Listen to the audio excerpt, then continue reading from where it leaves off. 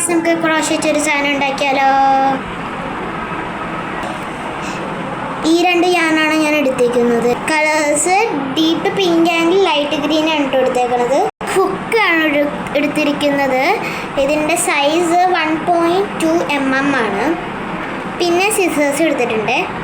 3 mm hook size ആയിരിക്കും ബിഗിനേഴ്സിന് better. ഇതേപോലെ ഒരുമിച്ച് വെക്കണം കേട്ടോ. ഇഷ്ടമുള്ള പോലെ സ്ലിപ്പ് നോട്ട് ഇടാം കേട്ടോ. ഇങ്ങനെയാണോ ഞാൻ ഇട്ടിരിക്കുന്നത്. ഇത്രയും ചെയിൻസ്റ്റ് ഞാൻ ഉണ്ടാക്കിയിട്ടുണ്ട് കേട്ടോ. ഇതേപോലെ ഉള്ളിൽ കൂടി കയറ്റണം കേട്ടോ. നമ്മളിപ്പോൾ ചെയ്യാൻ പോണ ക്രോഷേ സിംഗിൾ ക്രോഷയാണ്. സിംഗിൾ ക്രോഷേ നിങ്ങൾക്ക് അറിയാത്തവരാണെങ്കിൽ ഹുക്കിൻ്റെ ചുറ്റും ഞാൻ റൗണ്ട് ചെയ്യണേ.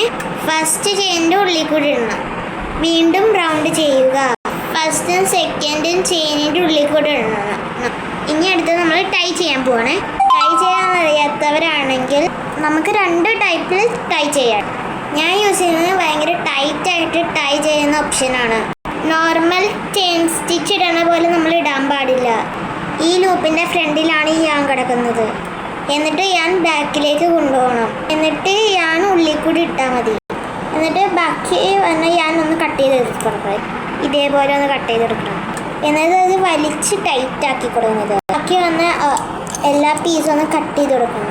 അപ്പോൾ നമ്മൾ ഉണ്ടാക്കിയത് ക്രോഷേ വെച്ചിട്ടുള്ള ബ്രേസ്ലെറ്റാണ്.